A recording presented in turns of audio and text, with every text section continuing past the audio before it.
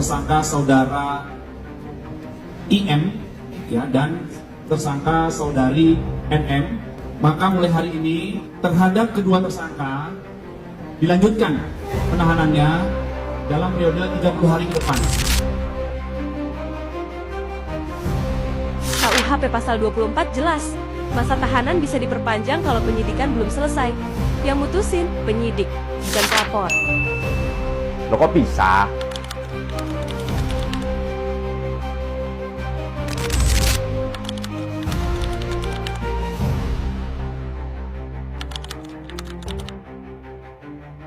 Kita sendiri atau diperpanjang? Ya, Niki harus saya jelaskan. Jadi bukan itu.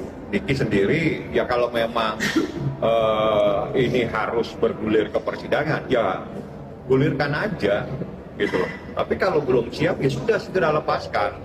Kenapa Anda harus menahan orang kalau Anda sendiri masih bingung cari bukti? Gitu loh. Jangan main-main lah dalam proses itu, ya.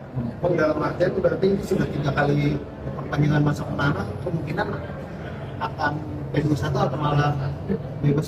Saya nggak tahu, tanya ke penyidik ya, karena itu urusannya penyidik. Yang jelas penahanan tersebut adalah sesuai dengan pasal 29 KUHP karena ancamannya di atas 9 tahun.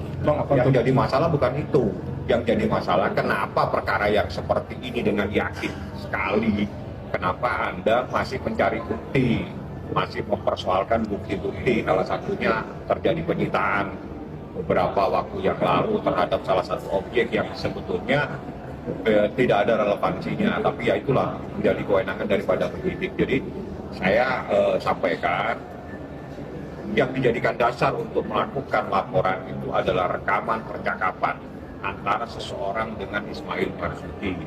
Nah, rekaman tersebut ada sama saya dan itu disebarluaskan, ada sama saya dan itu saya jadikan bukti untuk laporan polisi. Yang kami laporkan adalah orang yang melakukan rekaman, sehingga itu disebut dalam sidik, dalam lidik, dalam lidik, sehingga nanti dicari siapa yang merekam dan siapa yang menyebarluaskan. Artinya apapun itu yang ada dalam rekaman tersebut, apapun hasil dari rekaman tersebut adalah hasil yang patut diduga adalah hasil yang ilegal, sebagaimana yang diatur dalam pasal 31 Undang-Undang ITE, seperti itu. Dilaporkan di mana Bang perkapan? Polda Metro Jaya. Bang, artinya dengan lamanya proses ini diperpanjang terus, Abang menduga mungkin ada kesulitan yang dialami oleh penyidik dalam pengumpulan bukti seperti itu, Bang? Tanya ke penyidik kenapa. Kalau saya sih, ya saya bisa jawab, tapi kan saya bukan penyidik. Tanya ke penyidik kenapa dia dalam proses yang seperti ini harus memperpanjang terus 20 hari, diperpanjang 40 hari, diperpanjang 30 hari lagi. Ada apa? Sebetulnya Anda bisa tanya kepada penyidik, jangan tanya kepada saya. Bang, ya kemarin kabar Niki diperiksa untuk kasus yang lain mungkin? Ya, kasus yang lain saya sementara diamanati untuk tidak menjelaskan. Nanti saatnya saya akan memberitahukan kepada teman-teman. Yang jelas kasus ini adalah terkait dengan persoalan lain, tapi tidak ada kaitannya dengan proses yang ada di Polda Metro. Kaitannya ada di Polres, tapi Niki minta sementara jangan Niki, biar saja lah bergulir perkaranya. Nanti di saatnya akan saya sampaikan yang dilaporkan siapa dan prosesnya seperti apa. Pemeriksaan berarti udah selesai kemarin? Tadi Niki udah diperiksa kemarin Di Polda? di Polda. Berarti penyidik Polres memeriksa Niki di tahanan Polda? Iya, di Tahti. Siap. Tahti narkoba namanya. Oke, Lagi? ada lagi yang Siap. ditanyakan? Terima kasih. Untuk Laura sendiri, seperti apa? Maksudnya sudah lama juga Niki ditani. Laura ya Kondisinya seperti apa, Bang? dia baik-baik. Dia kan dalam proses melakukan sekolah ya. Kalau bahasanya itu tempat itu adalah sekolah. Jadi pendidikan lah ya. Jadi itu biarlah tempat yang guru-gurunya yang mendidik. Saya tidak mau masuk terlalu dalam ke persoalan tersebut. Tapi dia dalam keadaan sehat walafiat. Ya teknis dia bisa berkomunikasi dengan ibunya itu saya nggak tahu. Yang jelas semua komunikasi dengan anak itu selalu melalui salah satu orang kepercayaan ini. Saya memanggilnya Mbak Ati. Teh Ati lah ya, kita manggilnya, bukan Mbak. Tete ya, Tete Ati itulah yang berkomunikasi. Itu yang menjadi perpanjangan tangan Niki untuk menyampaikan apapun komunikasi dengan anaknya pasti melalui Saya terima kabar bahwa Nikita Mirzani dalam kondisi baik-baik saja ya. Salam buat netizen di seluruh Indonesia dari Nikita Mirzani ya, ucapan terima kasih yang sebesar-besarnya atas doa dan dukungannya ya. Kita doakan Nikita Mirzani tetap kuat, tetap sehat dan semangat. Begitu juga anak-anak yang di rumah, Laura dan adik-adiknya sehat selalu. Hukuman Nikita Mirzani semakin berat dan dia menulis surat untuk seluruh fans masyarakat Indonesia maupun haters. Ya, katanya untuk fansnya jangan membesar-besarkan kasus ini. Dia ikhlas menjalani proses hukum yang dia jalani dan meminta maaf kepada seluruh masyarakat Indonesia atas kesalahannya, atas ucapannya yang pernah menyakiti gue, Peggy Setiawan, Bunda Korla dan masih banyak lagi ya. Kita dukung, kalau dia sudah minta maaf ya sudah. Maka kita doakan dia di dalam sana. Kalau misalnya masa tahanannya nanti panjang, dugaan-dugaan itu terbukti, ya sudah. Semoga itu menjadi ladang amal untukmu. Yang sakit hati dan ada juga yang senang lawannya. Jadi kita nanti ditahan. Gimana nih?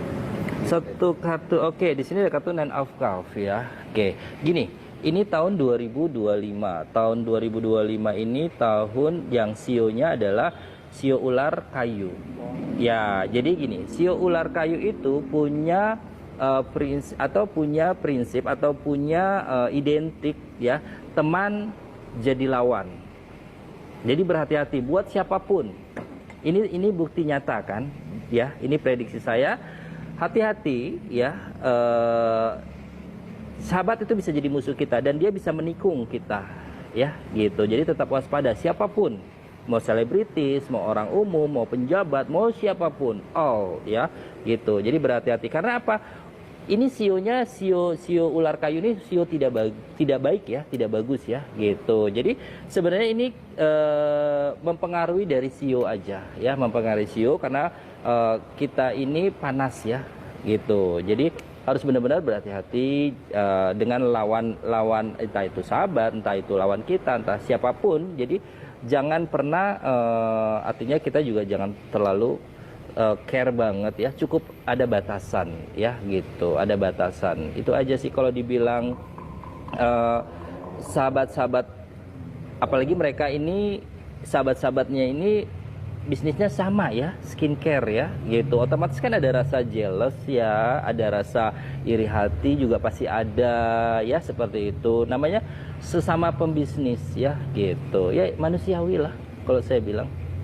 Manusiawi banget, simpelnya seperti itu, logikanya begitu. Jangankan satu bisnis skincare, kita dagang apa aja di sebelah-sebelah kita aja kadang kita ada rasa jealous-jealousan, itu pasti ada, gitu. Jadi benang merahnya dari kartu tarotnya ini melihat bahwa Nikita Mirzani ini bukan nggak diterima, tapi tetap proses dijalankan, tapi momen-momen akan dibongkar semua. Oh iya dong, pasti ya. Di sini ada kartu Four of Wands. Akan ada kartu kebahagiaan atau akan ada jalan kebahagiaan untuk Nikmir gitu. Jadi ini awal sebenarnya. Awal buat cerita ini. Gitu. Ini gerbang. Makanya tadi saya bilang kayak film ya. Kayak film. Jadi jagoan itu kalah dulu. Nah, nanti ada scene selanjutnya. Gitu. Jadi berhati-hati, yang ketawa-ketawa mungkin karena Nikmir ditahan, yang ketawa-ketawa Nikmir masuk di dalam, ya itu berhati-hati. Karena apa? Nikmir akan ada strategi baru. Gitu ya. Ini mohon maaf ya. Mohon maaf, ini yang saya lihat.